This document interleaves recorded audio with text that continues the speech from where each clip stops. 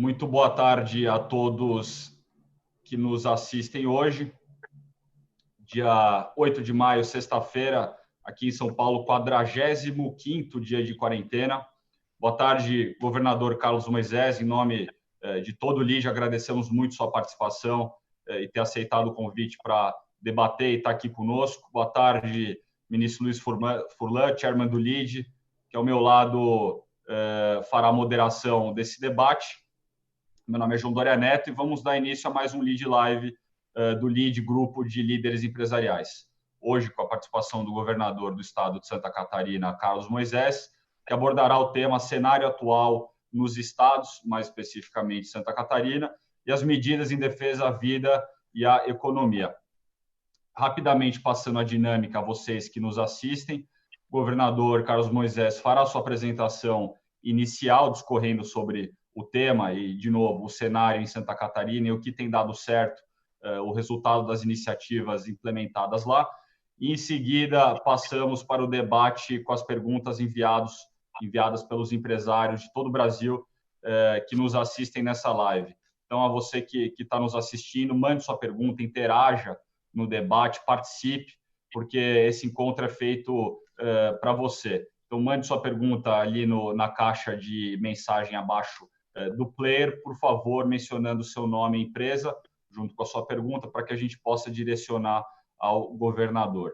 Então, dando prosseguimento aqui, eu convido o Luiz Fernando Furlan, chairman do LIDE, para fazer sua saudação. Furlan, eu peço apenas que retome a mim antes de passarmos ao governador. Furlan, boa tarde. Bom, boa tarde a todos, em especial ao meu governador, uma vez que eu sou catarinense de Concórdia, né?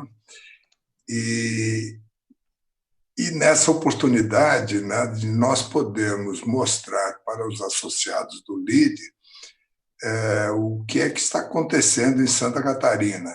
Na semana passada, nós ouvimos o governador do Rio Grande do Sul, Eduardo Leite, e agora vamos ouvir as providências em Santa Catarina.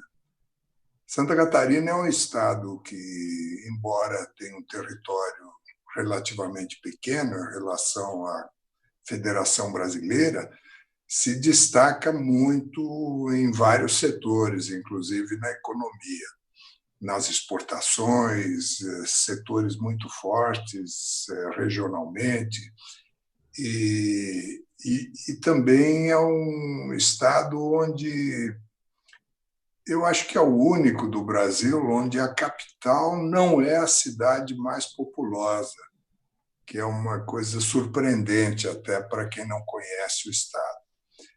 Então, espero que hoje, com a participação importante do nosso governador Carlos Moisés, vocês, associados do LIDE, possam conhecer um pouco mais do que está acontecendo num estado que não protagoniza na mídia, o que é muito bom sinal, porque o noticiário, vocês sabem, gosta muito de notícia ruim. E o estado que está arrumado, funcionando, bem dirigido, não aparece, mas não aparecer é muito bom sinal. Então, meu governador, seja muito bem-vindo ao LIDE. Espero que aproveite também essa oportunidade para passar a sua mensagem. Obrigado, Furlan. Dando sequência, então, lembrando que estamos ao vivo para todos os filiados do LIDE, governador, qual representam mais de 1/3 do PIB privado brasileiro. Então, uma parcela bem significativa do setor produtivo do país e muitos aqui de Santa Catarina. Portanto, é um canal, de novo, como o Furlan falou, oportuno para informar e comunicar iniciativas aí do Estado, ainda mais num momento acalorado aqui em São Paulo, como eu estava dizendo, daqui a pouco tem a coletiva de imprensa do governo do Estado para anunciar se será prorrogado ou não, ou se terá uma reabertura gradual aqui em São Paulo. E Santa Catarina foi o primeiro estado a decretar o isolamento social, como também foi o primeiro estado a anunciar a retomada. Então, acho que vai ser interessante o senhor poder trazer para nós essa experiência e também com a moderação do Furlan, qual é acionista de uma empresa que tem uma atuação muito grande aí no Estado. Então, acho que a gente vai ter muita sinergia nesse debate. Então, mais uma vez, peço a vocês que mandem suas perguntas e, sem mais delongas, passo a palavra ao governador do Estado de Santa Catarina, Carlos Moisés. Bom, João Dória Neto, o ministro Luiz Fernando Furlan, é um prazer estar falando com vocês do LIDE, todos aqueles que nos acompanham, nos assistem aqui, nessa interação que eu gostaria muito que fosse presencial, que nós pudéssemos estar aí todos reunidos num grande ambiente, reunidos os empresários, ter esse contato pessoal, mas que, infelizmente, o momento demanda essas nossas atitudes. Nós estamos mudando o jeito de fazer muitas coisas aqui no nosso Estado, a partir desse novo formato que a sociedade está reaprendendo, está aprendendo a se organizar, e também eu tenho certeza que o próprio empreendedor em Santa Catarina, ele está, e no Brasil, está revendo a sua forma de atuação junto mesmo na administração privada, na iniciativa privada, a forma de se relacionar com as pessoas, a forma de entrega de seus produtos, novas oportunidades, porque as crises sempre trazem algumas oportunidades, e é isso que os empresários têm vislumbrado. E nós temos perspectivas para alguns setores e temos grandes desafios para outros setores que a gente ainda não tem a resposta, até porque a gente está diante de uma situação absolutamente nova para o Brasil e para o mundo, com consequências que a gente ainda não consegue dimensionar, uma vez que nós não estamos em uma fase de normalidade ou tendendo à normalidade.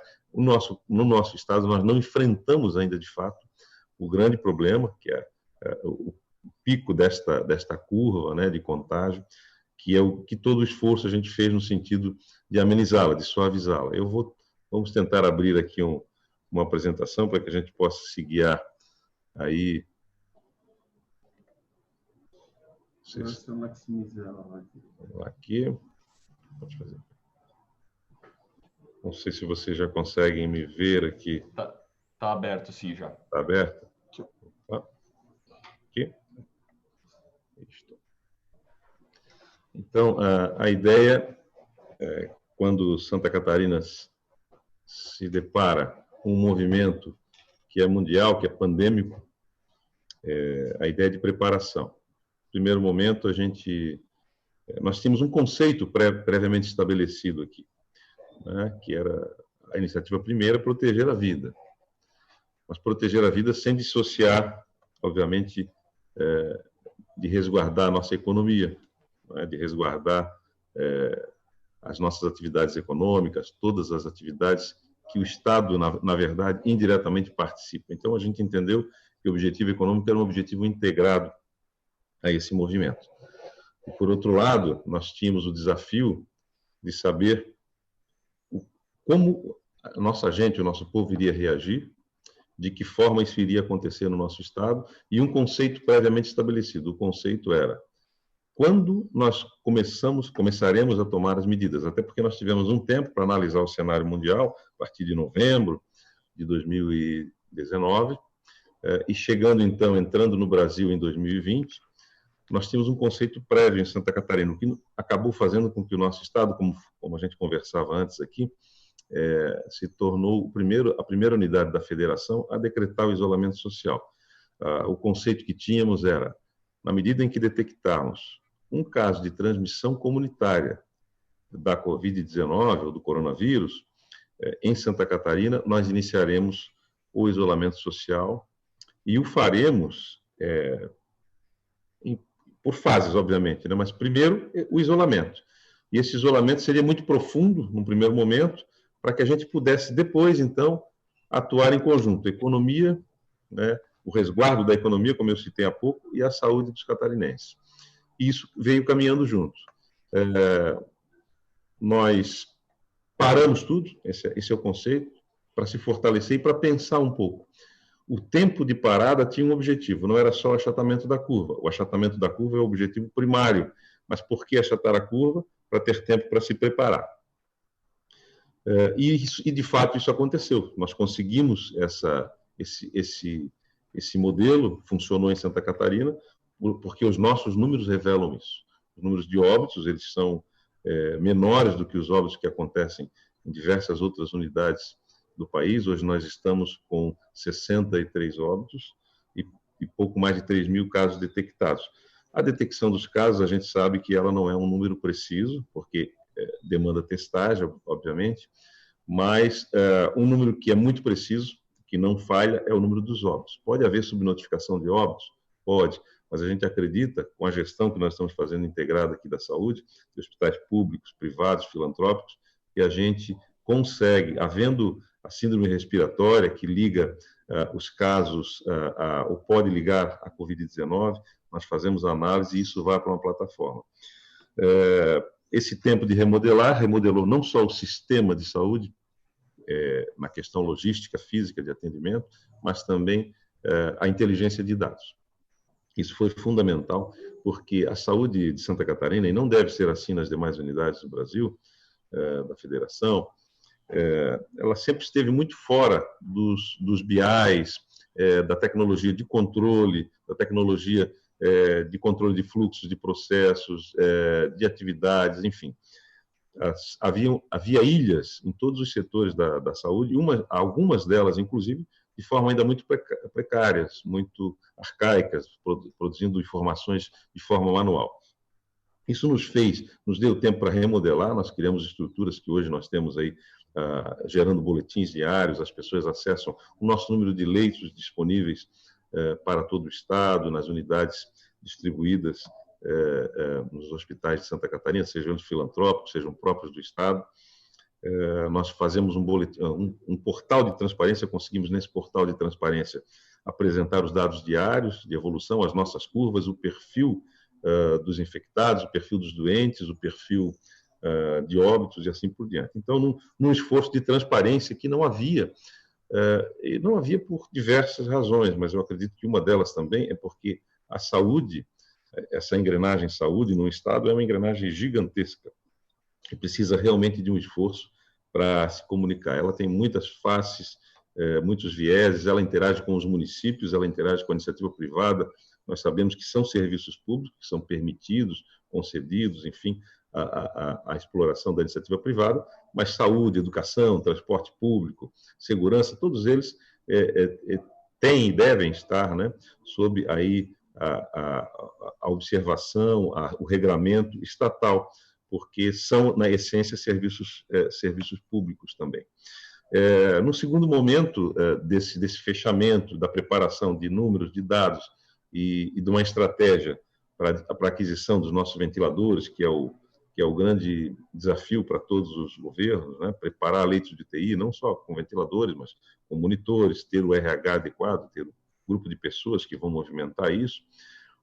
Nós passamos a estabelecer, e isso gerou muita preocupação, estabelecer uma espécie de convivência segura, que eu chamaria até, não usaria a expressão segura, mas a convivência responsável, né? Como está aqui na nossa projeção. Eu comecei a chamar essa convivência de responsável porque você não tem muita segurança com alguém que é invisível ao olho nu. Então, não há que se falar muito em segurança, mas quando eu convivo de forma responsável, eu mitigo os efeitos desse meu inimigo invisível. Então, a gente começou a trabalhar com esses conceitos de mitigação, de diminuição de riscos, e fizemos uma abertura entendendo que a atividade econômica ela está integrada à saúde mental das pessoas, a questão laboral tem esse papel numa sociedade, a saúde física, porque nós precisávamos da engrenagem da indústria da produção de alimentos, da indústria da produção de medicamentos, enfim, o mundo não poderia parar com a pandemia nas suas outras necessidades essenciais. Então, essa abertura gradual começou por setores que a gente entendia, alguns nunca fecharam, como eu citei, que foi o caso da indústria, que reduziu um pouco a sua atividade para que ela pudesse também se organizar os seus espaços. Então, a gente começou com um percentual de 50% da indústria, de empregados, privilegiando, né, recomendando o trabalho em casa, o trabalho à distância, home office, também aqueles que eram de grupos de risco que fossem afastados pela própria indústria, até para preservar o seu patrimônio também. Eu penso que, além do valor humano, do valor da vida, também essas pessoas muitas vezes detêm até informações que são estratégicas para a empresa, e o empresário perder alguém no front, né, ou na sua capacidade de logística, de planejamento, que tenha informações, que saiba tocar. Cada um dos senhores que me ouvem e assistem devem saber o quanto isso significa, né, o material humano, as pessoas, né, que é o que nós temos de mais importante. Então, essa abertura gradual, no primeiro momento, me trouxe muitas dores de cabeça, porque, ao mesmo tempo, a gente anunciava uma abertura, todos ficavam muito inseguros, dizendo que seria um desastre. Mas governador, desculpa a interrupção. Que dia que foi o anúncio da reabertura? Vamos ver se eu vou resgatar a memória. Nós identificamos o primeiro caso de circulação comunitária em dia 17, dia 15, entre 15 e 17 de março, acho que dia 15. No dia 17, eu elaborei o primeiro decreto, né, a gente reuniu o grupo de trabalho, formatamos o decreto do isolamento, e no dia 18 esse decreto passou a vigir. E incluía aí setores que seria inimaginável a gente parar, infelizmente, mas era o conceito. A gente entendia que, por exemplo, reuniões de público, transporte coletivo, né, esse tipo de atividade, eles trariam números assustadores, né, e talvez aí seria um insucesso do nosso planejamento. Então, nós suspendemos, inclusive, internacional, estadual, municipal, transporte coletivo, encerramos os eventos e as aulas também. Eu estou citando esses três porque esses três até hoje estão suspensos. Eles não retornaram. Desde o primeiro contágio comunitário até o dia de hoje, aulas, eventos, reunião de público e transporte coletivo interestadual, intermunicipal e local, né, o transporte coletivo urbano, municipal, eles ainda estão, e a gente recebe a pressão naturalmente do setor, porque precisa sobreviver também à pandemia, mas nós não tivemos segurança sanitária para liberar essas atividades. E aí começamos, então, cerca de 15, 20 dias após a decretação do isolamento, começamos a gradualmente liberar algumas atividades. Fizemos um planejamento, a reação foi tão difícil, porque nós não decretamos, nós primeiro começamos a falar sobre esse planejamento, e as pessoas vieram ao público, muita gente contrária, achando que a gente estava, digamos assim, aí vem, hoje rede social é alguma coisa muito interessante, né, porque ela permite realmente, é um espaço democrático, mas ela permite também muitas infelicidades na fala, né? Muitas pessoas despreparadas. Ela franqueou, democratizou um espaço da fala em que nem todos deveriam utilizá-lo da forma como utilizam. E, então, nós tínhamos uma população 50% dividida. Metade não queria nenhuma retomada, não queria que a gente flexibilizasse nada, e a gente tinha pesquisa para isso, e 50% queria retomar. A gente, mesmo assim, mantivemos o planejamento, retomamos, e fomos muito criticados por isso. Mesmo assim, as nossas curvas continuaram, porque a gente retomou com a ideia do convívio e da retomada responsável. Medidas de distanciamento local, medidas de proteção individual, medidas de asepsia, de limpeza de ambientes de trabalho, de aumento de turnos, muitas vezes, para que a gente pudesse ter uma divisão do público que atuava nas indústrias, e também do próprio transporte coletivo, que não havia mais, a indústria teria que, então, promover esse transporte coletivo com segurança. E, nesse sentido, a gente se sentiu seguro, regramos, ouvimos os setores antes de fazer as normativas, os setores, as federações que representavam as diversas atividades, nos mandaram as informações. E começamos a nossa reabertura gradual, e isso nos fez, a partir da tomada de dados, das informações que nós tínhamos, da melhoria do sistema de informações e de algumas ferramentas, calculadoras epidemiológicas, ferramentas de BI que nos davam a projeção de casos futuros, e nós fizemos uma escolha que é a mesma ferramenta que o Imperial College de Londres, né, utilizou e começou a fazer divulgações de dados mundiais, que ela é baseada nos óbitos. Para essa ferramenta rodar, a gente necessariamente precisava ter alguns óbitos, senão ela não rodaria, a partir de de 10 óbitos, ela começava a funcionar com precisão. E quanto mais óbitos nós temos, mais precisa fica a ferramenta. É estranho dizer isso, mas a gente teve que, para ter um dado seguro, a gente projetava e rodava as ferramentas, e elas nos davam dados muito incertos, com graus de erro muito maiores do que na medida em que ela foi sendo ajustada e trimada pela ferramenta. É uma análise bem complexa, com vários cientistas trabalhando, pesquisadores, mas ela nos deu a indicação muito precisa do que ia acontecer em Santa Catarina, e nós temos esse controle hoje. E Santa Catarina está abaixo do melhor cenário que a curva indicava, né? São 3 curvas: um cenário menos ruim, digamos assim, um cenário intermediário e um cenário drástico. E hoje nós estamos aí trabalhando com os números no cenário menos ruim ou abaixo do cenário, mais otimista ainda do que o cenário menos ruim. É claro que todos os dias dados novos modificam esses resultados e nos trazem cautela. E essas cautelas agora, a partir de um fechamento do Estado inteiro, uma reabertura gradual, nós entendemos nesse momento que não há que se falar em fechar o Estado inteiro. Agora, a partir de agora, nós vamos atacar exatamente as dificuldades regionais na medida em que elas se apresentarem. Isso deu tempo também para nós interagirmos com a Federação dos Municípios, com a FECAM, com o conselho de todos os secretários municipais de saúde, com os prefeitos, para que a gente possa, inclusive, com as comissões intermunicipais de saúde que participam por região, que a gente pudesse, então, estabelecer medidas mais restritivas para determinadas regiões, na medida em que o problema se apresentasse maior naquela região, excesso de contágio, o comprometimento do sistema hospitalar dedicado àquela região, um hospital de referência. Então, controlando o número de leitos, a taxa de ocupação, a taxa de transmissibilidade em determinada região, a gente poderia, então, expedir medidas, e aí a gente dividiu, então, essa capilaridade com as prefeituras, porque primeiro a gente fechou o estado inteiro, houve prefeitos que nos apoiaram, houve prefeitos que estavam também inseguros, né, de saber o que é que a gente faz agora, se a gente pode reabrir ou não. Então, o conceito estabelecido foi: as prefeituras podem editar decretos e medidas menos restritivas aliás, mais restritivas que o governo do Estado, mas nunca flexibilizando ações do governo do Estado. Então, a gente manteve um conceito estadual, tivemos que entrar na justiça, inclusive, para reverter alguns decretos municipais, mantivemos o conceito estadual.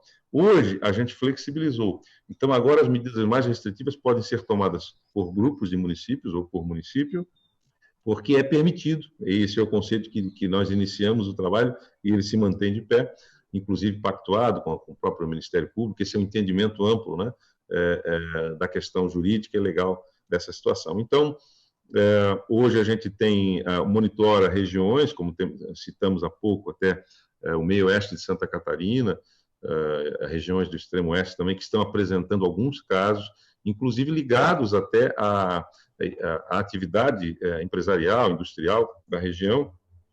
Não se sabe ainda se o contágio se dá dentro ou fora, mas o fato é que um grupo grande de empregados, enfim, de trabalhadores de determinado setor industrial apresenta um número elevado. Então, é preciso agir tanto em parceria com a indústria quanto com o município, para que a gente possa atenuar essa curva nessa região e não ficar tratando situações distintas, o estado que é tão plurime, que é tão diferenciado no seu relevo, temperatura, enfim, e também com formação, né, no sistema de saúde, né, com as respostas. Nós vamos ter que tratar cada região de acordo com as potencialidades que elas apresentam aqui. Vou ver se eu saio da minha apresentação, para a gente poder ter a imagem. Aqui. Muito bem. Seria basicamente essa abordagem inicial. Não sei se eu falei muito tempo aqui, mas acho que eu falei uns 20 minutos aí, para que a gente pudesse, então, dizer o que a gente fez em Santa Catarina e como que a gente está nesse momento. Hoje, nós temos um grande desafio. Apesar de termos ganho tempo para preparar o nosso sistema de saúde, nós estamos encontrando desafio, por exemplo, com as nossas importações. Nós temos pelo menos 2 importações que já deveriam ter aportado no Brasil de ventiladores artificiais e até hoje não chegaram. Nós temos também o sobrepreço que ameaça todos. Nós temos uma metodologia de compra internacional um pagamento antecipado que pegou todas as secretarias de surpresa, tem estados exonerando seus secretários por conta disso, não é o caso em Santa Catarina, tem outros que não compraram, não conseguiram comprar porque ficaram inseguros de pagar antecipadamente, outros que pagaram antecipadamente estão sendo provocados por órgãos de controle de se explicar por que pagaram. Então, de fato, o nome é a pandemia mesmo, né?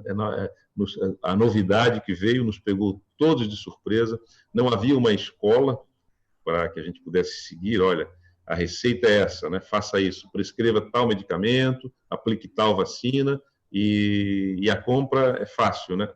Não havia nenhuma receita de bolo para a gente seguir, não havia nada fácil, grande desafio. E como a gente brincava ainda há pouco antes de entrarmos aqui na sala, estava no nosso pacote, né?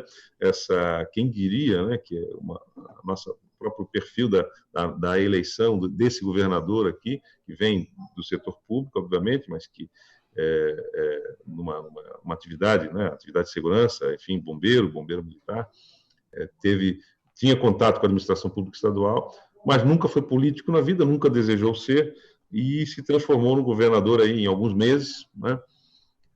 E com compromisso, né? Com alguns compromissos de transparência, de austeridade, de bom emprego do dinheiro público, e vínhamos numa linha muito boa, né? E de repente paramos todas as escolhas das nossas obras foram obras regionais. Nós nunca, por exemplo, elegemos investimento em determinada obra pública que fosse lá uma estrada que vai beneficiar um único município, não. Nós trabalhamos com os prefeitos para que eles nos indicassem as obras de impacto regional que eles quisessem eleger, e assim nós fizemos. Em todas as regiões do Estado, nós estávamos caminhando com obras ou projetos delas para efetiva execução. Veio a pandemia, retirou todas as nossas prioridades do caminho, colocou o foco inicialmente na saúde e na estruturação, né, no isolamento social, na estruturação da saúde pública, e agora a gente convive com essa situação em que algumas regiões do Estado, de fato, começam a ter um crescimento e nós vamos ter que fazer medidas mais restritivas, mas, obviamente, sem viabilizar a economia, sem fechar o Estado inteiro, sem que todos paguem o preço. E, para encerrar minha fala, para ter o espaço para que a gente possa conversar também, eu penso que um dos desafios também dessa situação que nós estamos vivendo hoje é assim, mesmo os setores que nós já abrimos há cerca de um mês, ou menos, alguns outros, uns mais cedo, outros mais tarde, esses setores estão sendo tão impactados, eu digo, a respeito da economia e atividade empresarial, porque eu passava, quem conhece Florianópolis aqui sabe que a Beira-Mar Norte, aqui ao lado, ela é um dos pontes aqui, um dos locais que todos frequentam, a gente vê muitos automóveis, há uma disputa até por vaga de estacionamento, gerava até uma atividade profissional ali, que é o flanelinha, que é o cuidador de veículos, enfim, é uma disputa para parar ali para comer em restaurantes, em bares, para o convívio, o happy hour. Hoje a gente tem os restaurantes abertos, com algumas regras de distanciamento, mas a gente percebe também que as pessoas não querem mais sair da rua. Então, a gente falava de Santa Catarina ser um estado diferenciado, realmente tem uma faixa, né, um povo educado, enfim, temos aqui uma miscigenação, uma cultura alemã, portuguesa, italiana, enfim, de todas as etnias, mas, ao mesmo tempo, nós percebemos que o que se assistiu na TV em relação ao mundo e no início também ao Brasil, trouxe, e o fechamento, o isolamento que nós fizemos nos primeiros 30, 40 dias, trouxe um conceito para a população, e porque a população está assistindo, essa retração ela é mundial, ela já não faz mais parte do conceito da proibição do governo, nós liberamos as atividades e elas não retomaram com carga total. A indústria, essa tem continuado, né? Nós não tivemos grande impacto no varejo, vi uma pesquisa recente agora, que o nosso varejo aqui diminuiu cerca de 30%, em outros estados diminuiu mais, mas a gente percebe ainda que na questão do convívio social tem alguns setores que vão continuar sofrendo muito. O setor hospitalar, por exemplo, as pessoas não procuram mais hospitais para se tratar de uma pequena doença, ou de uma gripe leve, de uma influenza, ou de uma dor nas costas, as pessoas estão ficando em casa. São setores que também reclamam para a gente, para o governo, trazem essa dificuldade, esse problema, e o governo percebe que em algumas áreas não há o que se fazer, não é um ato de liberação ou não. são áreas em que há uma retração de fato e que a gente vai ter que se reinventar, né? Fazer grandes esforços para que a gente não tenha aí também um novo desastre, um desastre econômico. É isso que a gente tenta fazer em Santa Catarina, com muita consciência da parceria e da importância da iniciativa privada, mas, por outro lado, com várias incertezas, né, de como o nosso povo aqui vai reagir agora nos meses de junho e julho, que vocês sabem que aqui no Sul, quem não está me assistindo aí do Sul do Brasil, mas de outras regiões, sabe que aqui nós temos temperaturas, nós temos aí a cidade mais fria do Brasil, que é Urupema, nós temos um Planalto, enfim, nós temos o Oeste Catarinense, que também tem baixas temperaturas, nós temos um litoral que as temperaturas não são muito baixas, mas a umidade relativa do ar cresce muito também no inverno, com esse misto, e nós não sabemos como esse vírus vai se comportar aqui, porque nós já temos indícios de que a umidade facilita o contágio e a transmissão. Então, são grandes perguntas sem resposta ainda, um mundo de incertezas, e ações de muita coragem, porque a gente tomou decisões aqui que aparentemente pareciam ser contra a economia, ser contra o empresariado. No primeiro momento, fomos muito criticados, mas eu acompanhei que os países que primeiro decretaram isolamento foram os primeiros. Quanto mais rápido decretar, mais rápido se recuperar economicamente. E essa é a minha esperança aqui em Santa Catarina, que a gente não prejudique. Nós somos vítimas, né, de um inimigo comum do Brasil e do mundo, e as ações foram muito conscientes, mas também nós tivemos que ter muita coragem, porque no ambiente político a gente desestabiliza a relação com o parlamento, a gente desestabiliza tudo. Vocês que têm mais experiência imaginam como que funciona um parlamento também sendo pressionado pelo setor, querendo produzir. Então, a gente sopesou todas essas medidas, colocando a vida das pessoas e o cuidado que a gente tem que ter com a cadeia produtiva, e acredito que a gente está no caminho certo. O resultado que nós estamos tendo está mostrando que a gente fez escolhas e escolhas acertadas com a equipe da saúde, com a equipe do controle epidemiológico do Estado, né? Com todo o trabalho de todos os colaboradores.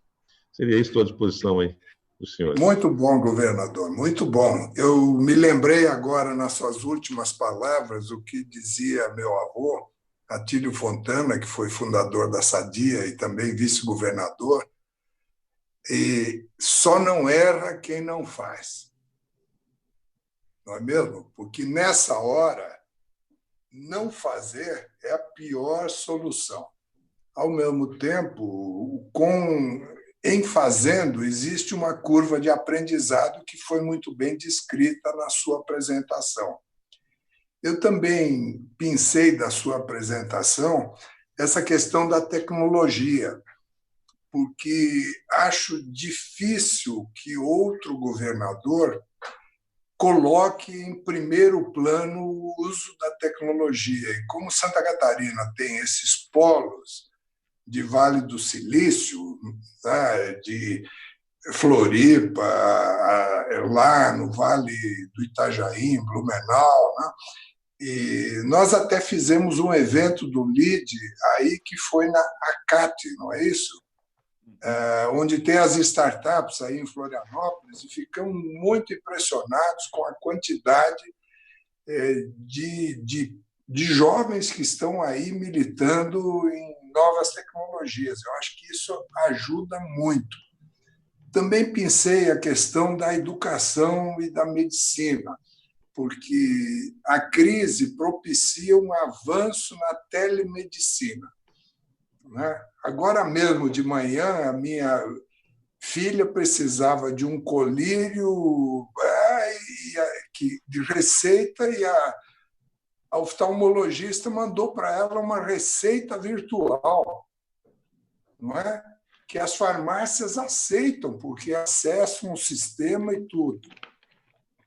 E a teleeducação, né? Porque as famílias ficando em casa e recebendo as lições para os seus filhos, elas podem acompanhar de perto. E eu vi casos onde a produtividade das crianças aumentou pela atenção que os pais estão dando agora, ficando em casa, né? São coisas que nós não imaginávamos que podiam acontecer tão rápido. Agora, Santa Catarina carrega um peso, assim como o Rio Grande do Sul e parte do Paraná, dessa seca, né?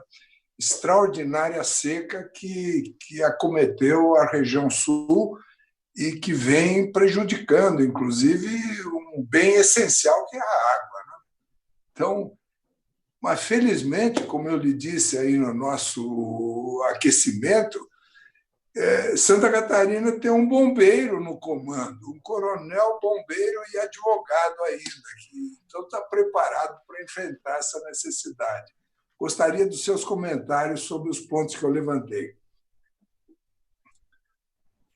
Muito obrigado.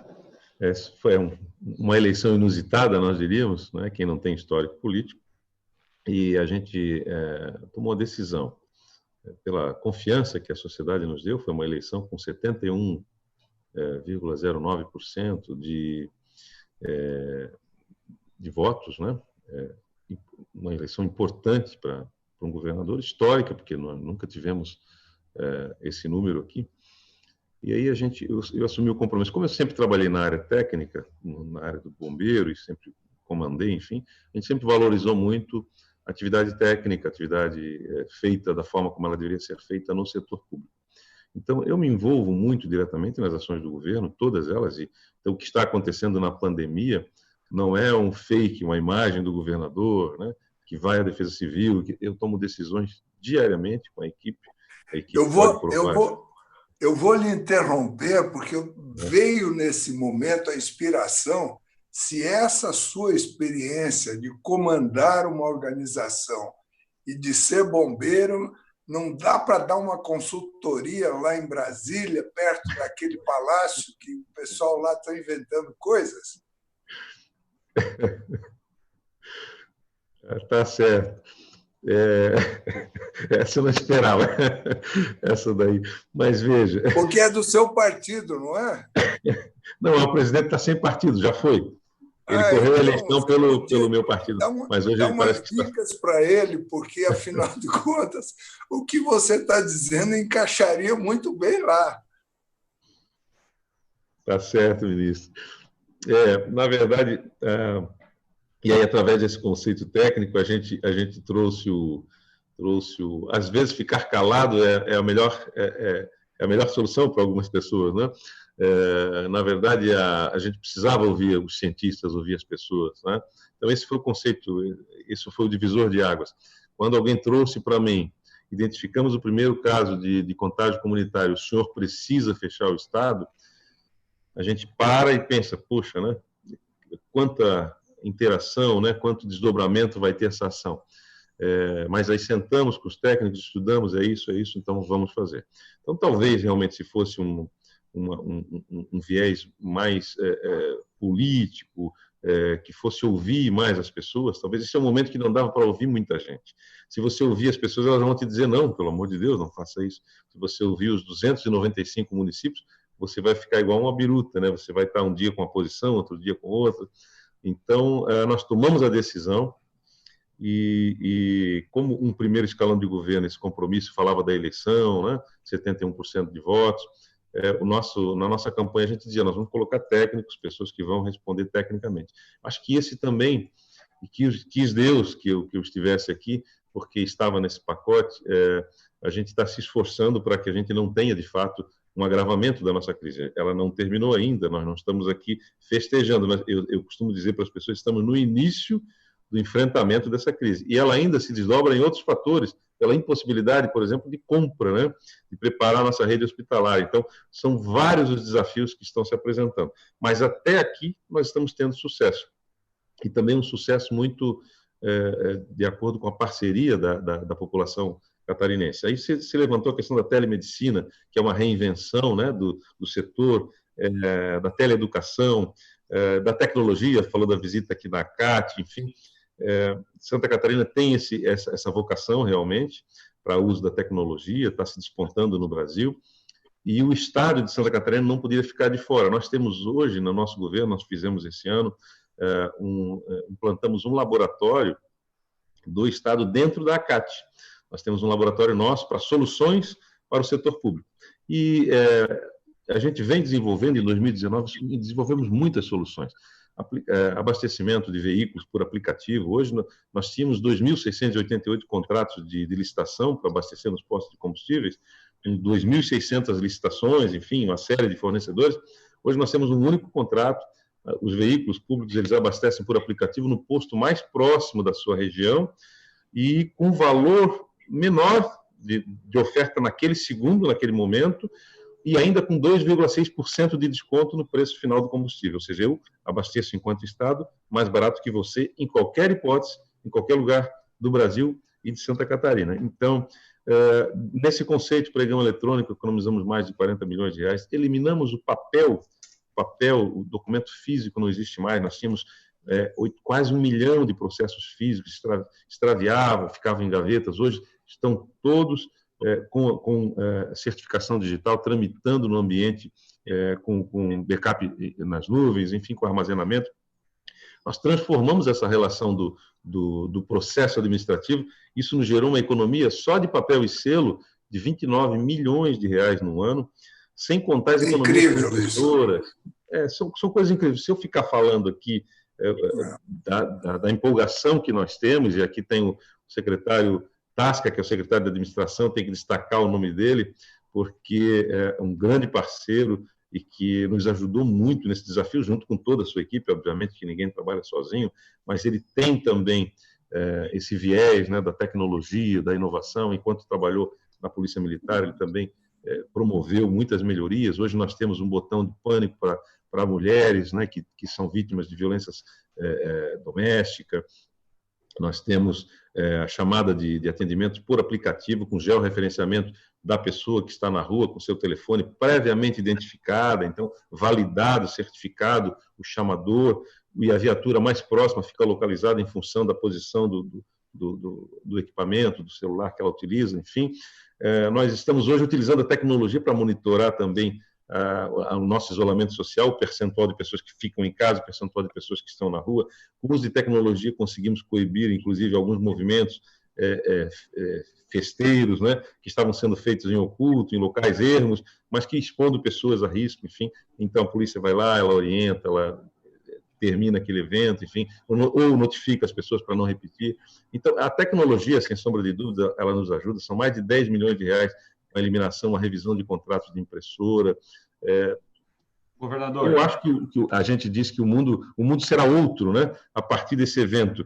Eu acho que ele impulsionou muitas decisões a serem tomadas. Eu vejo a própria Justiça tem utilizado trabalho remoto, home office, teve resultados maiores. Eu tenho um amigo que trabalha com tecnologia de inovação e ele ia ampliar sua planta para trazer pessoas para trabalhar com ele. Depois que a gente decretou que o isolamento, ele começou a contratar pessoas em casa. Ele já duplicou, triplicou o número de funcionários, mas com um custo muito menor e com uma produtividade muito maior. Ele teve que desligar o sistema, porque as pessoas não queriam parar de trabalhar durante a madrugada. E aí o senhor entende o que isso leva? É uma visão de mundo nova. As pessoas dizem, não, tudo vai voltar ao normal.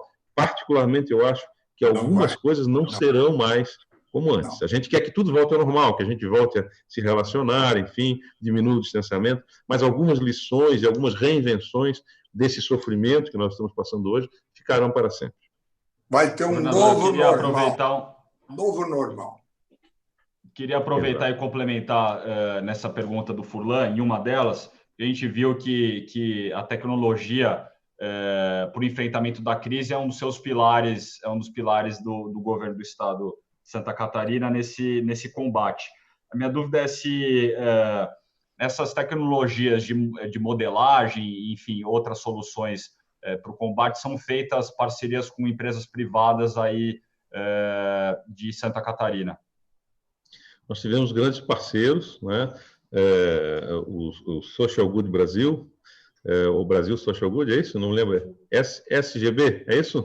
Social Good Brasil, utilizando vários cientistas, vários pesquisadores, outras parcerias também de universidades, enfim, eu vou cometer erros se eu for citá-los todos aqui, mas foi uma das ferramentas que nós utilizamos, não como absolutamente indicadora da decisão. A gente juntou aquele dado, aquele número, com outras ferramentas, outras calculadoras epidemiológicas, com o formato que o Ministério da Saúde utiliza também, juntamos isso, equalizamos, modulamos isso para a realidade catarinense e assim rodamos, aplicamos. Até porque, João Dória, como você bem colocou, a parceria, foram voluntários, inclusive meu agradecimento a eles aqui, mas como responsabilizar poucas pessoas, né, por resultados que o Estado é que tem que tomar decisão. Então, a gente era uma espécie, era consultivo apenas, na verdade, não envolvia decisões, né?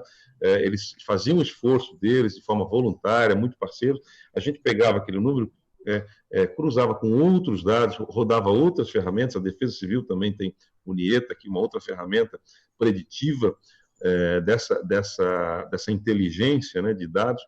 E aí a gente juntava todas essas informações e tomava uma decisão. A gente não podia responsabilizar quem quer que seja pelos riscos que a gente estaria correndo. Então, quando eu era comandante dos bombeiros, o ministro Furlan citou aqui, eu dizia que comandar era correr riscos, né? Porque a gente está sempre correndo riscos, né? Decide, você julga, você faz a persecução penal, criminal, como é o policial, em segundos, identifica o autor e aplica muitas vezes, entre aspas, a pena, né? Você vai lá e toma uma medida, prende o sujeito, ou faz uma ação de combate a incêndio, ou de socorrimento de vítimas. É tudo muito rápido. Então, comandar é correr riscos, né? E hoje eu trago isso para o governo, né? Governar também é correr riscos. Aí, quando nós tomamos essa decisão, olhando para o setor produtivo, a gente corria alguns riscos, obviamente, né? Mas nós tínhamos riscos reais também da própria da terapia laboral, das pessoas ficarem presas em casa. Nós tínhamos o risco também, contraponto, da desobediência social, não é? De chegar a determinado momento em que o governo não sustentaria, sem uso de força, o isolamento. Então, isso tudo nós colocamos sobre a mesa. Daqui a pouco nós estamos matando o camelo, né, para eliminar a pulguinha, né? Não é a galinha dos ovos de ouro. Pode falar da galinha, não pode matar a galinha. Não pode matar a galinha. Então, a gente tinha que modular e dosar essas atividades estaduais, junto, em parceria com as pessoas. Aí criamos um grupo econômico que discutia com cada setor, fomos criando as regras de comum acordo, não agradava a todos 100%, mas, correndo alguns riscos, fomos decidindo, e o resultado do diálogo, né, da negociação, da aproximação com o setor produtivo, resultou o que nós temos hoje. E agora, talvez, medidas mais restritivas em algumas regiões, que vão servir de exemplo para outras, né, dizer, olha, vamos discutir com a indústria, então, se nós temos uma contaminação lá, de que forma eu posso isolar aquele profissional, como é que ele vai gestar essa crise dentro da indústria, vamos apoiá-lo, mas eu colocar a polícia para promover um isolamento perpétuo aqui no nosso estado, em todas as regiões, inclusive com algumas regiões sem nenhum caso, cidades com nenhum caso confirmado, era insustentável também. Aí eu teria desobediência, eu teria a força, o uso legítimo da força do Estado contra quem? Contra o cidadão de bem, contra quem produz. Então, era impossível fazer isso. Né? Inclusive, governador, muitas perguntas chegando aqui e algumas colocações também parabenizando o senhor pela coragem a coragem que um líder público precisa de ter tomado essas decisões antecipadas, até como a decretar o isolamento e a retomada. A gente sabe o quanto você agrada e desagrada uma população com essas decisões. Eu queria aproveitar para emendar. O senhor falou que, quando foi decretado o isolamento social, você tinha aí 50% da população que era favorável a isso e talvez a outra metade desfavorável. Hoje, como está essa percepção do público? Elas estão mais favoráveis ao isolamento ou mais favoráveis à retomada econômica, enfim? Na medida em que os novos cenários do Brasil começaram a acontecer, e infelizmente a gente cita isso, né?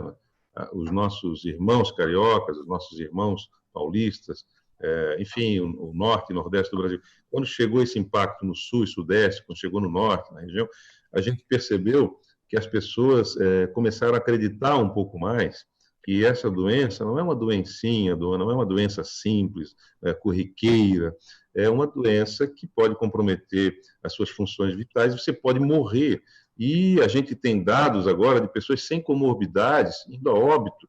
Nós temos dados agora de pessoas em faixa etária que, em tese, estariam protegidas pelo anjo da guarda, que não estão, crianças de menos de 10 anos morrendo, bebês infectados que estão sob cuidados. Então, isso trouxe também para a população um conceito que é aquele que eu dizia, né? Mesmo a gente abriu algumas atividades, as pessoas não querem mais estar lá.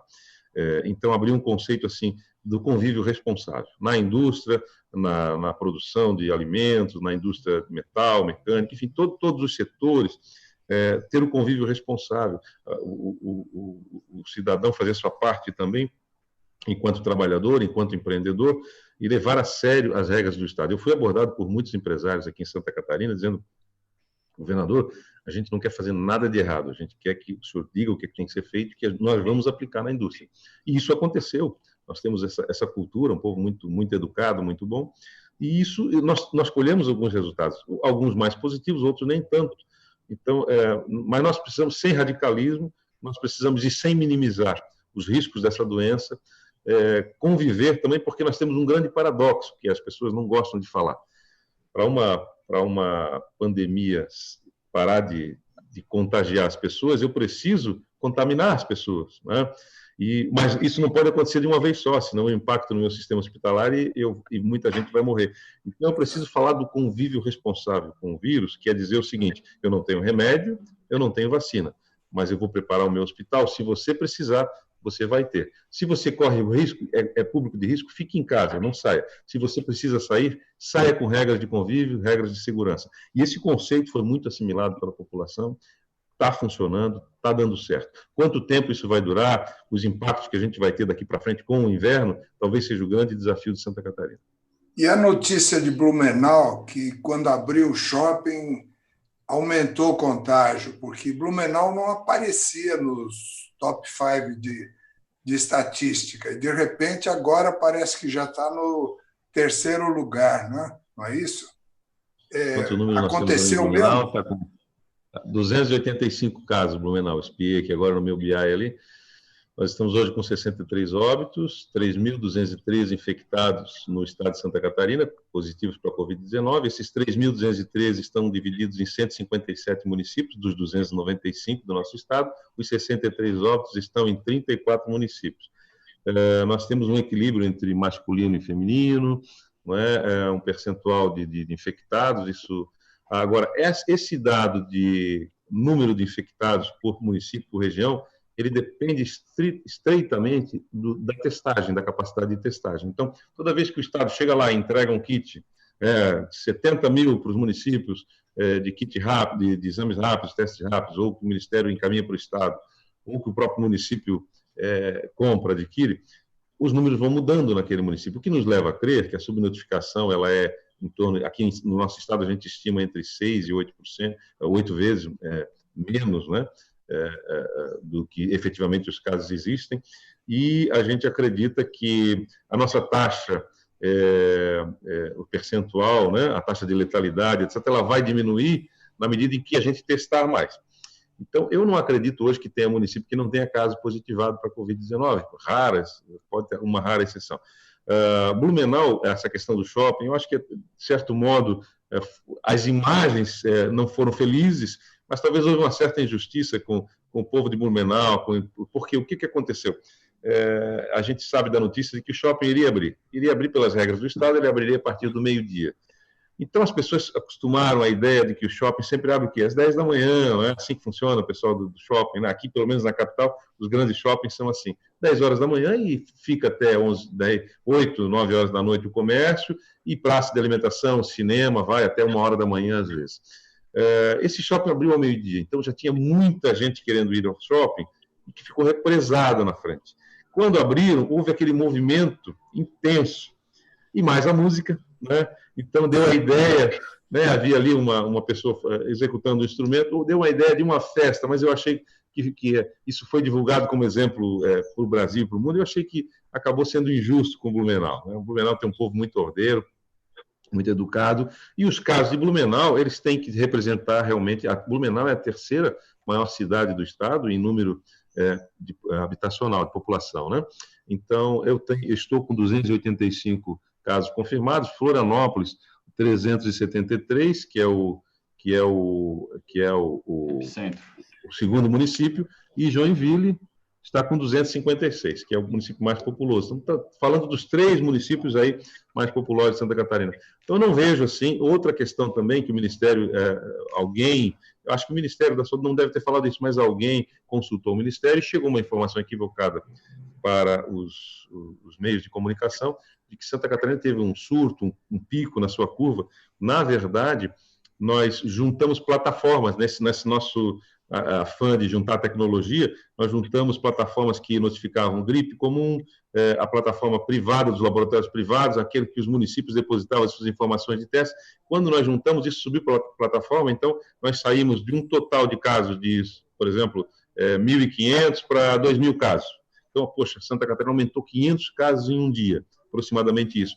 Só que isso eram casos desde fevereiro. No nosso BI, que os sintomas e sinais são a data que a gente insere a informação, ou a data do teste, quando não temos o início dos sintomas e sinais, a curva não se mexeu, a curva continua atenuada.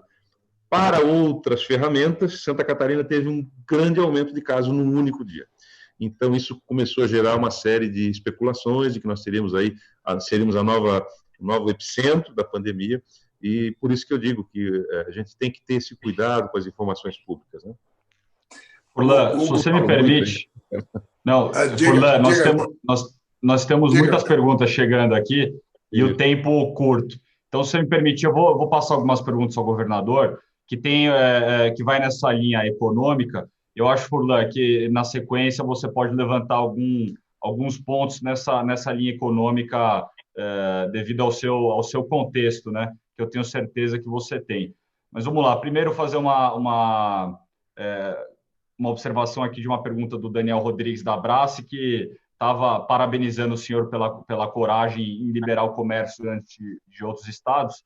Mas são 2 perguntas que eu vou levantar aqui. A primeira do Nelson Reis, da Via W, que pergunta do impacto no segmento de turismo em Santa Catarina, que é um segmento muito importante para a economia, e a segunda pergunta do Leonardo Bauer, da Coin Group, que pergunta do setor calçadista. Então, essas 2 perguntas aí, o setor de turismo, o impacto, e o setor calçadista, o impacto, e também se há algum plano especial para esses setores. Um acréscimo, governador, sobre o turismo, que Santa Catarina se destaca muito, principalmente no verão, mas também agora nessa época de inverno, é que os argentinos tendem a desaparecer, né, com esse dólar alto e com as medidas. E, normalmente, Santa Catarina tinha um janeiro e fevereiro quase de recorde de arrecadação de ICMS, que tinha muito a ver com o turismo. Então, emendando as perguntas que o Johnny colocou. Uhum. O turismo em Santa Catarina está participando aí com cerca de 13% do PIB do nosso estado. E aí nós temos, o turismo é uma atividade que não é isolada, ela envolve uma cadeia bem complexa, né? Desde a rede hoteleira, os atrativos naturais, mas também o receptivo, de modo geral, hotéis, restaurantes, toda a movimentação de agências, né? Então, o setor ele realmente foi impactado fortemente e começou a trabalhar com alternativas de vender, por exemplo, não para este inverno, os pacotes de inverno, para o ano que vem. Começou a trabalhar com alternativas de adiantar as suas vendas e tentar manter as vendas efetuadas com troca de datas, enfim. Foi a alternativa que o setor conseguiu, mas essa pergunta ela é uma pergunta que nos leva à reflexão de que tem algumas atividades realmente, eu já disse isso publicamente, que não há o que o governo fazer se não socorrer o empresário, ou com linhas de crédito, com postergação de pagamento de ICMS, de ISS, como nós fizemos aqui, por meio de várias medidas, né, 180 dias, suspendendo, inclusive, financiamentos previamente realizados, postergando essas parcelas no período da pandemia, colocando ao final, abrindo linhas de crédito, nós abrimos várias linhas de crédito com juros zero, para micro e pequeno empreendedor, para o médio empresário, enfim, para que a gente pudesse dizer o seguinte, olha, eu não tenho... Porque nós temos um impacto, né? As pessoas olham para a gente e dizem assim, bom, governador, o senhor fechou o Estado, então nos ajude. Por outro lado, o fechamento do Estado trouxe uma queda de arrecadação para Santa Catarina, que é esse PIB que eu estou falando lá do 13%, ou do 26% do agronegócio, do 29% do agronegócio, enfim, de vários dos setores que envolvem a nossa economia, que trouxe essa recessão, né, essa retração de consumo, de modo geral. Para alguns setores não afetou muito, como eu falei, alguma área, nesse mês, pelo menos, do varejo, mas nós já tivemos um impacto, por exemplo, de cerca de 26% da nossa arrecadação, de queda da arrecadação, no modelo padrão para o mês de abril. No mês de maio, a gente projeta até 30%, 35% de queda de arrecadação, o que nos já viabiliza, por exemplo, a não ter condições de honrar com alguns compromissos do Estado, como, por exemplo, a folha de pagamento, né? Nós já estamos sinalizando um contingenciamento, estamos conseguindo pagar esse mês, mas nós temos projeções e nós precisamos, de fato, que a economia reaja, porque não só o setor precisa ser ajudado, como o próprio Estado já entra numa condição de necessidade de ajuda. E nós vamos viver agora, a nossa projeção é para viver em 2020 a economia de 2017. É isso que os nossos números estão trazendo. Então, eu tenho setores, isso é uma retração em média de cerca de 25%, um quarto de ré, vamos dizer assim, né? E a gente estava vindo numa crescente, porque a gente sempre nivela muito a nossa arrecadação com o consumo de combustível, por exemplo, ou o consumo de energia elétrica, são dois fatores intimamente ligados. O Estado precisa prover energia de qualidade para que o produtor, né, o empreendedor, prossiga no seu trabalho, no seu empreendimento, tenha condição de fato, produzir. Quando a gente percebe que o consumo de energia está indo bem, a indústria está indo bem, quando a gente vê que o consumo de combustível está indo bem, as pessoas estão consumindo, estão se movimentando, e o Estado arrecada, tem um percentual que, inclusive, banca a educação pública, né, a partir do ICMS do combustível, quando se lançou aquela ideia de que a gente poderia eliminar, aí, o desafio dos governadores, né, de eliminar o ICMS. O presidente teve esse desafio, enfim, não sei se era sério ou não era. Isso é absolutamente inviável para a conformação do Estado brasileiro, deixar de arrecadar, porque, ao mesmo tempo, é interesse público e é interesse privado também, que o Estado funcione bem, que o seu empregado, né, que o seu trabalhador tenha um sistema de saúde ao qual ele possa recorrer, coloque os filhos na creche, no colégio. E nós paramos tudo. Na medida em que a gente para a escola, a mãe não tem onde deixar o filho. Então, está tudo muito interconectado. Hoje não há um setor que não sofra abalo, né? O que a gente tem esperança é da retomada. A decisão do Congresso da semana passada e o dessa semana, como é que vai ajudar tudo isso que o senhor está falando? Ela é uma decisão que atenua. Primeiro, porque... e aí a gente está falando com representantes do LIDE aqui de todo o país, provavelmente, de todas as regiões. Mas quando o governo central promove uma ajuda aos estados, se ele basear uma ajuda aos estados pela queda da arrecadação, como foi o caso de ICMS para os estados, então eu vou projetar uma ajuda aos estados pela queda da arrecadação, significa dizer o quê? Quem mais arrecada ICMS vai sofrer o maior prejuízo. Os estados que mais arrecadam ICMS são os estados que mais produzem, que têm a sua indústria mais forte. Se eu colocar um critério populacional, por exemplo, né, para distribuir os recursos, obviamente que os estados que mais precisam ser socorridos, porque a estrutura deles funciona com um orçamento baseado naquele movimento financeiro do privado, em parceria com o público, é óbvio que esse conceito ele não se torna tão justo. O que houve foi um misto, misturou-se ali FEX, misturou Fundo de Participação dos Municípios e também teve um conceito populacional. Então, a ajuda é boa, não é uma crítica do governador, a gente, inclusive, pediu para a nossa bancada federal votar, ela vai ser uma grande ajuda, mas ela não vai atingir os níveis necessários, especialmente aqui para o Sul e Sudeste, que são... nós temos aqui, os 7 estados do Sul e Sudeste têm mais de 70% do PIB brasileiro concentrados aqui em 7 estados, né? Então, se os senhores perceberem essa ajuda, ela não vai ser uma ajuda equânime. Nós vamos ter regiões que vão levar 40 e poucos bilhões, e aqui em Santa Catarina, talvez 1 bilhão em uma área, mais 1 e pouco em outra, então chega aí uma ajuda aí de perto de 2 bilhões e meio, 3 bilhões, ao final de suspensão de pagamento de financiamento, que não é ajuda efetiva, nós não tivemos o perdão da dívida nesse pacote, né? Nós postergamos o pagamento. Então, o impacto disso, a gente vai ter que rodar para ver o quanto ele vai nos ajudar, né? E também o quanto a gente vai deixar de arrecadar para dizer, olha, o Estado está seguro, vai honrar seus compromissos e continuar as políticas públicas. Não, não está seguro. Realmente estamos passando por uma situação mais severa. Mas a ajuda é boa, o pacote foi bom, e Santa Catarina recebe, inclusive, apoiamos a aprovação disso, do jeito que ele está mesmo, né? Nós entendemos que alguns estados mais dependentes precisam continuar tendo ajuda para sair dessa condição, mas também nós precisamos rever a forma de como a federação funciona, né? Nós precisamos acompanhar esses resultados e fazer com que esses estados também consigam se organizar, como o nosso estado é organizado. Santa Catarina realmente tem sido um estado de excelência aqui em todas as áreas de gestão, e fazer com que isso funcione, o modelo empresarial daqui, o modelo da saúde, o modelo que a gente gesta as regiões, né?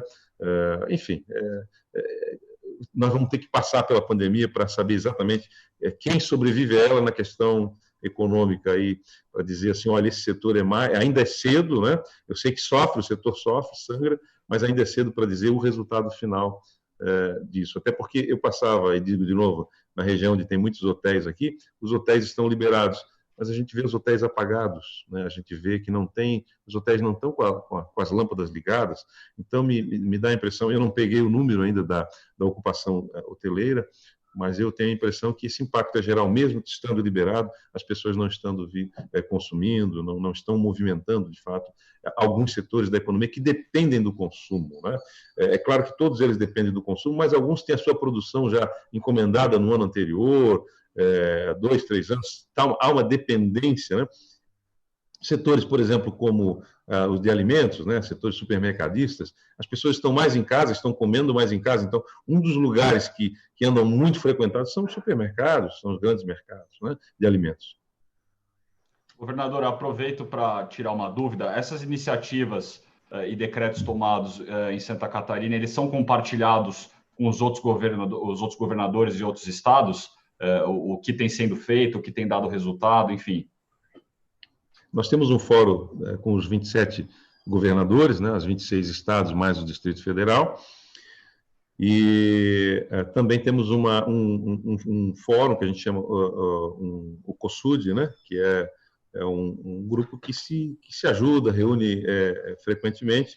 A pandemia nos fez as reuniões se tornarem virtuais, aí, à distância, mas a gente continua fazendo reuniões, inclusive os 7 estados do Sul e Sudeste já se reuniram com o ministro da Saúde, com o presidente da República também, nesse mesmo formato. E no Fórum de Governadores dos 27, a gente compartilha algumas medidas. É óbvio que, quando essas medidas chegaram, o Fórum ficou até meio silencioso, a verdade é essa. Todos tinham muita ocupação, cada um se preocupando com o seu estado, né?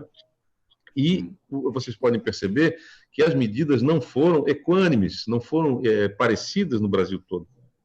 Há estados brasileiros que têm o transporte coletivo funcionando em massa, como os senhores veem na TV, sem nenhum tipo de proteção, acúmulo de pessoas, e ali a gente entendia que, de fato, é um vetor extremamente... a nossa taxa de transmissibilidade aumentaria muito se nós mantivéssemos essa atividade. Então, foram tomadas, sim, decisões diferentes, talvez também pelo cenário político nacional, é inegável de se dizer, porque nós também não tínhamos um comando uníssono, né?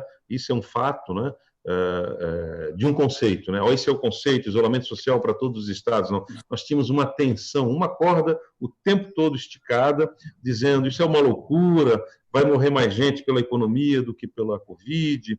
Então, senhores, vejam que nós estávamos, como a gente costuma dizer, o bom manezinho aqui da ilha, entre o marisco, né? Entre a pedra e o mar, né? Levando lambada, os governadores tomando medidas radicais. Então, assim, medidas realmente duras, eu agradeço aí a alguém que teceu um elogio, não foi uma medida fácil, e quando a gente toma essa medida, a gente não tem o apoio de algumas autoridades importantes no país, a gente também fica, de certa forma, isolado com um grupo de população que se radicalizou contra o governo. Então, não imaginem quantos memes, né? A gente já nem pode mais olhar a rede social, né? Os senhores não imaginam, e quanta violência isso gerou, né? Muita agressividade, muito ódio, fomos atacados de tudo quanto é lado, mas as pessoas que me conhecem de longa data sabiam que o nosso objetivo era salvaguardar as pessoas, salvar a vida. A decisão era a decisão mais acertada para o momento. Não era a decisão que nós gostaríamos de tomar, mas era a decisão que nós precisávamos tomar. Soube que vai ter churrasco no fim de semana em Brasília. Eu não vejo muito rede social, então eu não me atualizo muito das notícias. E hoje eu não liguei a TV. Estou com reuniões desde cedo. Esse saiu na Folha. Aham. Não é bom, né? Não é um bom momento, né? Churrasco não dá para comer de máscara, né? Exato. Eu acho que você pode fazer o seu churrasco mais com a tua família, né? Eu acho que é uma boa, né? Aquele que não é vegano por aí. Zoom. Governador, chegou uma pergunta aqui, desculpa te interromper, Furlan, do Alexandre Costa, da EPC SA, perguntando como ficam os investimentos em obras já iniciadas. O senhor já disse sobre a queda na arrecadação, e ele questiona como ficam os investimentos em obras, mais especificamente a obra da SC 401. Uhum. A 401 a gente chama aqui a 401, que é uma rodovia que leva às praias do norte da ilha. Ela é dentro da capital, né? Dentro da ilha. Ela é uma rodovia estadual é a única rodovia estadual que não liga um município ao outro, né? Ela é ainda uma anomalia do trânsito, né? Até hoje ela é uma rodovia estadual. Já se tentou colocar um pedágio ali, não se conseguiu. Ela é muito conurbada, não há, né? Os bairros são conurbados, não há uma área rural, enfim, não deu nada certo no passado, tentaram fazer isso. Mas, essa obra continua, está continuando. É uma obra delicada porque nós temos um problema de trânsito na capital, então essa obra acontece durante a madrugada, ela acontece à noite, finais de semana, então ela é uma obra que, se ela tocar a todo vapor, ela é uma obra aí poderia ser executada talvez em 10 meses, mas é uma obra que está projetada para 2, 3 anos por conta dessa dificuldade de não impactar também no trânsito, né? Mas ela continua e nós tivemos que escolher. O nosso esforço para equipar o serviço de saúde era para não fazer a escolha entre quem vai morrer e quem vai viver. E agora nós temos que fazer uma escolha entre a obra que vai andar e a obra que vai parar. Essa é uma obra emblemática para a capital, ela realmente não poderia parar. Nós entregamos no ano passado a Ponte Hercílio Luz, no dia 30 de dezembro, uma obra histórica que já sangrou muito dinheiro público aí, enfim, estamos colocando um ponto final nela, mas ela também tem um término agora total da obra, né, que era a retirada das estruturas auxiliares que auxiliaram a Ponte Pêncio. Ela não se sustentava. Essas estruturas estão saindo, alguns detalhes de pintura que devem ser entregues agora no mês de junho. É uma obra que não podia e não pode parar. Ela tem uma iluminação cênica também, que ela vai ajudar na funcional. É uma obra que, no nosso entendimento, não pode parar também. E as obras, aquelas que já estavam em andamento, elas vão continuar tocando, e nós vamos fazer o esforço do Estado, exatamente esse é o esforço, né? Para que a gente continue tocando. As novas que a gente anunciou, talvez, algumas delas a gente já está selecionando, não iniciar agora, por prudência na questão orçamentária. Mas os projetos, os senhores talvez hão de concordar comigo, nos projetos a gente não quer parar nenhum, porque o Estado ele é muito lento, ele tem muita dificuldade de fazer rodar a sua máquina, né? Então, até fazer um projeto, até ter o conceito, até lançar um edital de licitação, até começar uma obra, você leva um governo, às vezes, né? Porque tem recurso, porque tal empreendedor, ou enfim, ou determinado órgão de controle não aceitou. Então, os projetos a gente vai continuar, nós não estamos parando, né? Estamos nos reinventando, né? Fazendo escolhas, essa que é a verdade. Furlan, alguma pergunta? Está com o áudio fechado. Está no mudo. É a tecnologia. Recebi agora uma mensagem aqui do Wilfredo Gomes, que preside o LIDE Santa Catarina e que está nos ouvindo, e ele está aplaudindo aí a sua apresentação e está gostando de toda essa articulação que o senhor está tendo aí, mostrando, inclusive, reconhecendo esse trabalho em equipe, que é uma característica de quem comanda, né? eu fico pensando assim, né? Se o presidente do Barcelona ia ficar com ciúme do Messi, porque ele é mais famoso do que o presidente do clube, não é? E para quem comanda e tem essa experiência, como é o seu caso, e eu também tenho um pouco de quilometragem nisso, o que importa é fazer gol, ganhar o campeonato, não é? Não é o ponta esquerda agora está aparecendo no jornal, né? E essa é uma outra consultoria que o senhor talvez pudesse levar para o Planalto Central também. Não acha? Bom, eu hoje estou focado em Santa Catarina, não é? Tenho os meus problemas saia aqui. Justa, isso aí chama saia justa. Cada um deve dar conta dos seus, né? O senhor falando em equipe, né? Chegou aqui agora vou pedir para ele passar aqui na câmera, aqui o meu secretário da Saúde, porque ele deve ter um monte de notícia boa para me dar, mas chega aqui, só dar um tchau para a turma aí. O doutor André Mota, né, que é o nosso secretário da Saúde aqui do Estado.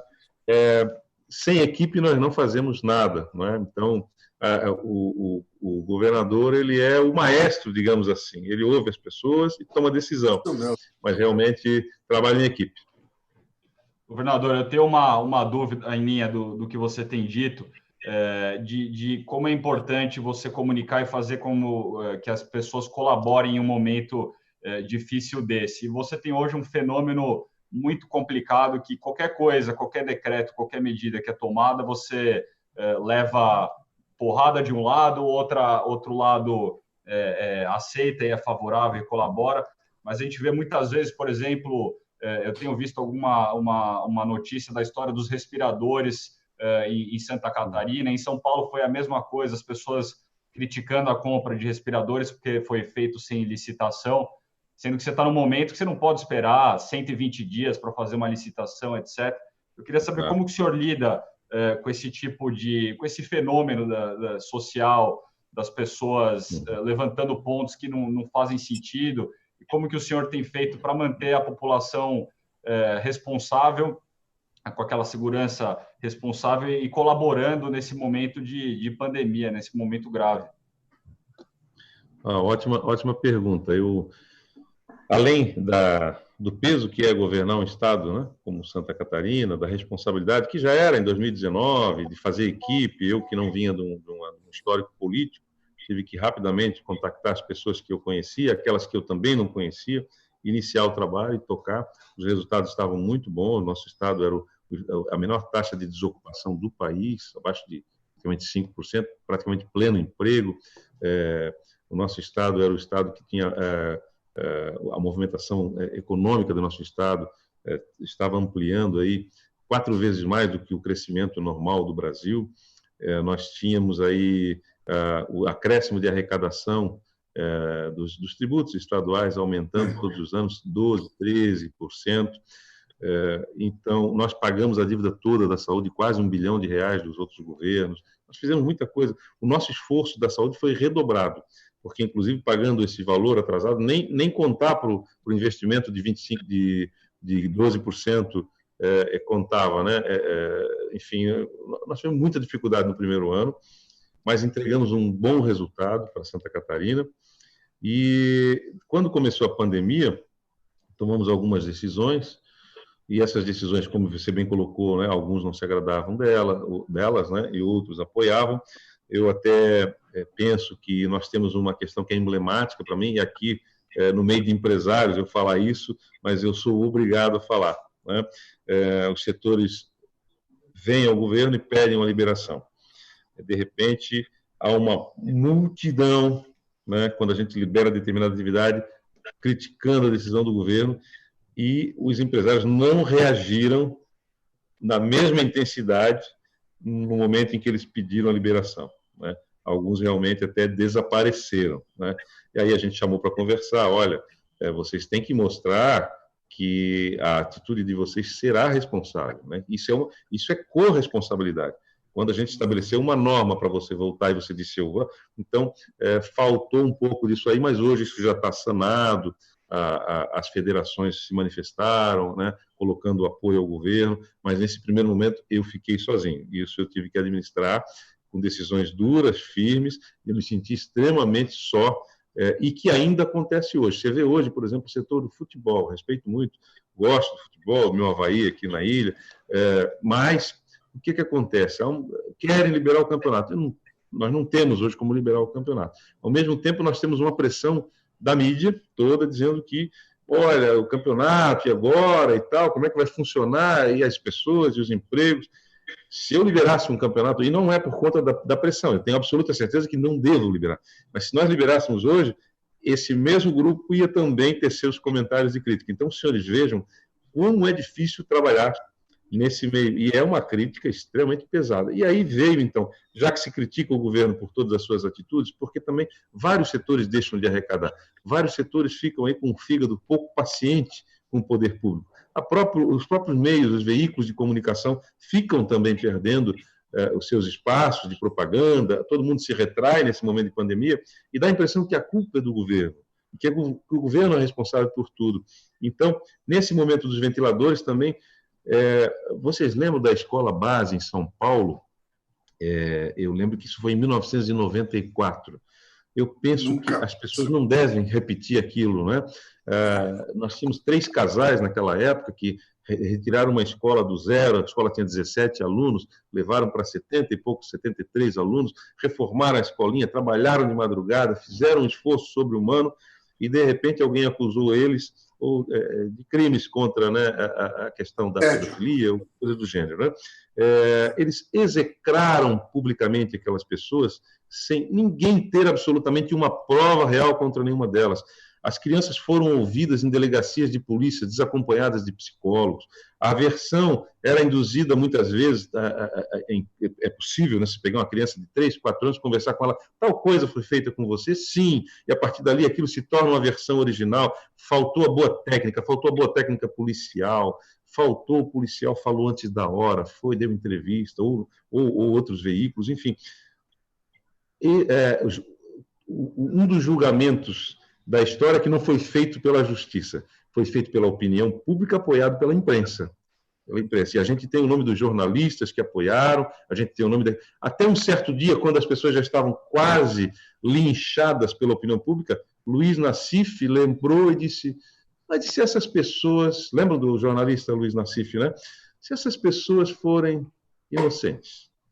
E aí começou uma outra versão. Até hoje, nós não temos o resultado do que aconteceu. Essas pessoas são depressivas, desenvolveram doenças, não se reergueram econômico financeiramente. Então, eu tenho um princípio, eu me formei em Direito, depois da minha formação para ser oficial, me formei em Direito em 1992, no primeiro semestre de 92. Podia ter me formado um pouquinho antes, mas eu conjugava o comando com a faculdade, enfim, e acabei me formando em 92. Naquela época, a presunção de inocência funcionava, não é? E eu acho que esse conceito jurídico ele é atual, ele é para os dias de hoje.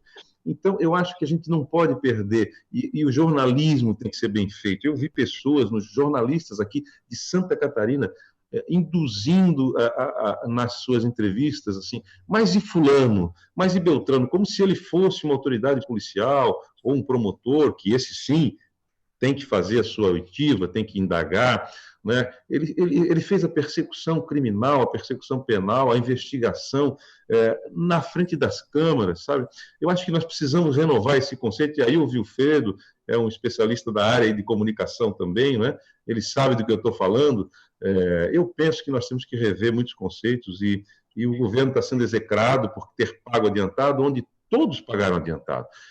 O presidente Bolsonaro mandou muito bem, e aí vai aqui, né, o meu reconhecimento a ele, quando editou uma medida provisória esta semana, tornando, desde 20 de março em diante, todas as compras legais, as compras com pagamento antecipado durante a pandemia, para estados, municípios e para a União. Então, mandou muito bem o presidente nesse sentido, provavelmente é muito bem orientado, né? Deve ter tido participação do próprio Tribunal de Contas da União, que entendeu a motivação dessas compras. Nós estávamos em desespero na primeira quinzena de março, em verdadeiro desespero. Não vai chegar, os Estados Unidos já está bloqueando carga, era um desespero. O que se me dissessem que tinha dentro de uma casa 100 ventiladores, mas que eu só podia ver depois, era possível que a gente desse o dinheiro para ir lá olhar, porque a gente não sabia o que ia acontecer, e a gente pensava, poxa, eu sacrifico o empresário, faço o fechamento do Estado. Se eu não conseguir equipar a rede pública e privada de saúde para socorrer, eles vão dizer, tu cometeu 2 crimes, né? Além da pandemia ter matado muita gente, você matou a todos nós. Então, pelo menos, nos desse a possibilidade de sobreviver. Então, eram dias de verdadeiro desespero. Em nenhum momento aqui em Santa Catarina o governador condenou nenhum setor. A gente só disse, olha, o seguinte, olha, nós temos que ver. As compras, já eu dizia, inclusive em entrevistas coletivas, o pagamento pode ser antecipado, sim, mas com garantias e verificando a solidez da empresa que você está negociando. Isso é um ato de prudência, né? E hoje o presidente vem e consolida, então, essa modalidade. Quando o equipamento não chegou, porque não está chegando para ninguém, nem para o governo central está chegando, porque a China está revendo suas entregas, e a capacidade de produção também está sendo revista, esses equipamentos não chegaram, começaram a suspeitar de servidores públicos, de pessoas dos empresários. Então, muitas ações foram tomadas, e assim, eu não tenho uma resposta se há ilícitos escondidos, né? Estamos apurando. O Estado promoveu 2 sindicâncias e um inquérito policial militar. O Ministério Público tem o seu procedimento, a Assembleia Legislativa tem o seu procedimento. Por que nós vamos execrar as pessoas, citar o nome das pessoas publicamente, trazer a imagem das pessoas que trabalharam arduamente dia e noite na saúde de Santa Catarina? As equipes, o secretário André tem me dito, olha, esse pessoal estava trabalhando muito, de repente, de uma hora para outra, eles se transformam em bandidos. Então, nós temos que rever esse conceito aí, porque a liberdade de imprensa é uma coisa, e o que estão fazendo hoje aqui em Santa Catarina, eu não tenho dúvida que é algo que os senhores podem me ajudar muito, fica muito meu apelo, porque em todos esses veículos de comunicação, os senhores têm propaganda, os senhores têm comerciais, os senhores vendem os seus produtos. Eu acho que um recado muito claro de um jornalismo decente que tem que ser feito, que tem que ser praticado no meio jornalístico, de responsabilizar esses veículos. E nós hoje somos vítimas disso. Se detectarem um erro em algum gestor do Estado, eu, como governador, tomarei as providências. A Justiça vai indicar, vai investigar. Se eu tiver que demitir, demitirei. A exoneração que houve da servidora não foi uma punição, foi para tirá-la, a imagem dela circulou na internet, nos meios de comunicação. A gente exonerou, ela é efetiva, exonerou da função. Ela continua recebendo seu salário, trabalhando em outro setor, mas para protegê-la. Em nenhum momento nós dissemos A e B são culpados. Fizeram tudo errado. Me desculpem os senhores, eu tenho que dizer, fizeram tudo errado aqui no que diz respeito à mídia, né, aos veículos de comunicação aqui em Santa Catarina. Muita pressão para que o governador venha e fale. Me criticaram, o governador sentou do lado do secretário. Como que pode sentar? Deu uma entrevista no dia seguinte, após esse escândalo, do lado do secretário. Então, eles queriam que eu tivesse a possibilidade de fazer aqui a prática do ódio, né, de expor as pessoas, para alimentar uma sociedade que está querendo um culpado, que está querendo sangue, que está querendo responsabilizar alguém. Desculpe o meu desabafo se eu tirei o brilho da nossa participação aqui ao final, mas peço desculpas. Tá? Muitos de vocês não precisariam estar ouvindo isso.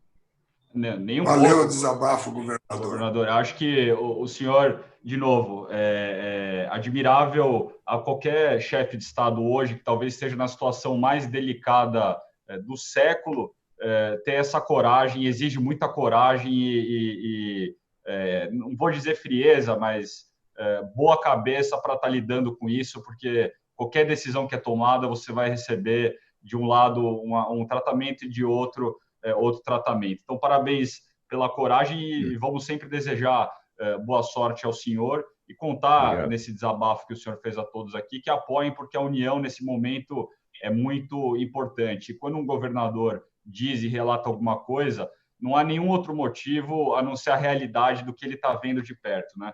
Então, governador, para não atrapalharmos sua agenda, já sabemos que seu secretário de saúde está aí, então muito trabalho pela frente, eu imagino. Agradecer ao senhor pela participação e pela transparência de estar aqui conosco, abrindo e esclarecendo esses dados de Santa Catarina e diversos outros temas. Então, nosso muito obrigado em nome de todo o LIDE Santa Catarina, e vou passar ao ministro Furlan que faça a sua saudação final.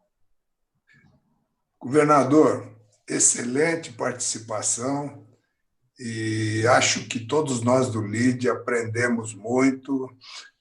com a sua explanação, com as suas respostas assertivas e também com a capacidade de usar ferramentas modernas de gestão no momento em que a informação passou a ser crucial, vital, inclusive, para evitar essa propagação do vírus.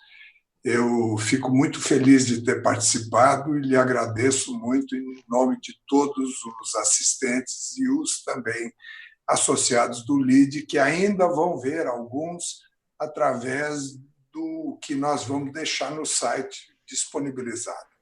Muito obrigado e bom trabalho aí em Santa Catarina. Só queria me despedir, então, agradecer a vocês pela oportunidade, dizer que para mim é um prazer. Eu sei que toda a gestão, toda a administração pública, a motivação são as pessoas, né? E vocês integram esse conjunto, né, de empreendedores, de que geram emprego, renda, estabilidade ao país, né? Então, não haveria nenhuma motivação de nós estarmos aqui se não fosse vocês também, aqueles que empreendem, que são corajosos. O empresário brasileiro é um empresário que tem muita coragem, de tantos desafios, de tantas desigualdades que nós temos no nosso país, empreender nos dias atuais, de tanta instabilidade política, de tantas dificuldades. Vocês realmente são campeões, estão de parabéns e terão sempre a parceria do governo de Santa Catarina. Eu quero agradecer realmente a todos que nos assistem, tiveram a paciência de me ouvir e dizer que eu estou sempre à disposição do LIDE, de vocês, tá? Ministro Furlan, João Dória, de todos aqueles que nos acompanham, para que a gente possa manter, né, essa linha de relacionamento, de abertura do Estado. Aqueles que tiverem alguma dúvida sobre o que acontece em Santa Catarina, quiserem ver o nosso sistema de BI, os nossos números, acessem o site www.coronavírus.sc.gov.br, coronavírus.sc.gov.br. Boletins diários, os nossos BIs, portal de transparência, compras com Covid, tudo ali integrado. Boas práticas para quando sair de casa, se possível, né? Se puder, fique em casa, e se não puder, então, utilize as boas práticas. Nós temos no site ali. Dizer para vocês que eu estou aqui hoje e respeito aqueles que não têm fé, respeito a todos, mas eu tenho muita fé e acredito que não estou por acaso nesse lugar. Obrigado.